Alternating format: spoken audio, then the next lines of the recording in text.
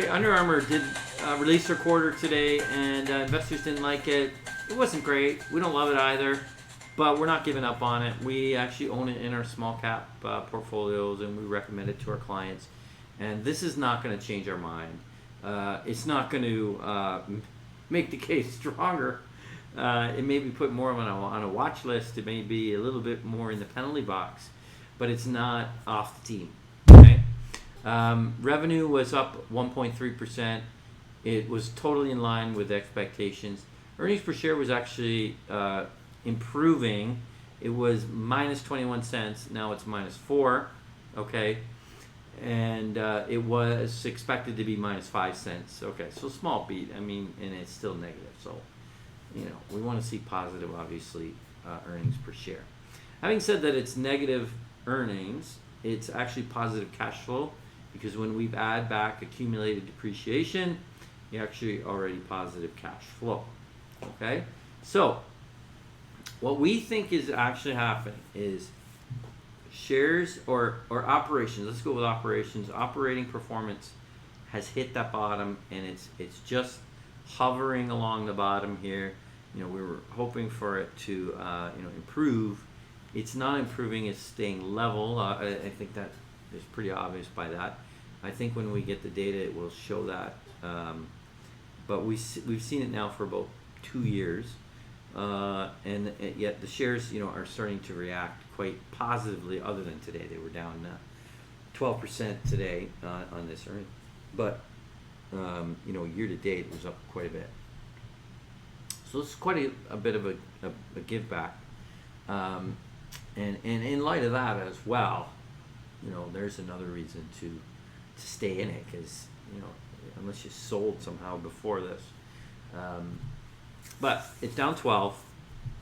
I think that wasn't a great quarter, but it wasn't like a disaster quarter. It was just a blah quarter, a nothing to get excited about, slightly disappointing. But we're at the bottom of the cycle, and sometimes it just doesn't go, hit the bottom and then go straight back up. It just doesn't always work that way. It would be nice.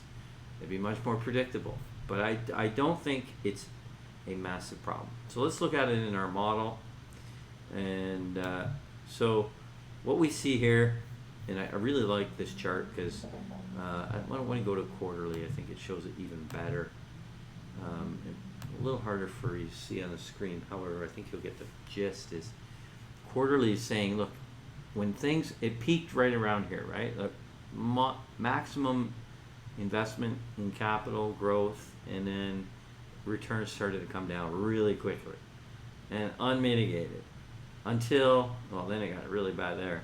And then now this is about 2 years, year and a half's worth of quarters, it's leveled out. In fact, it's upticked just a little bit. It'll probably be about level with what it's at now, which is like almost 7% return on invested capital.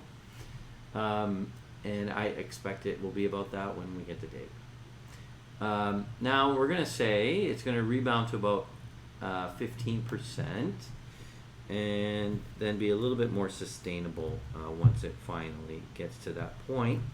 And we roughly think these shares could be 31, 35, somewhere in that neighborhood. I just don't think you got to get out because of this one quarter that wasn't showing vast improvement. It was showing a bottom. It was showing a leveling out near the bottom. And I still think Under Armour's got a good brand. I think they're doing a lot of the right things to fix things. They're not overspending. They're being more strategic. Admittedly, North America was slow, so they got to fix that. But they're well aware of it.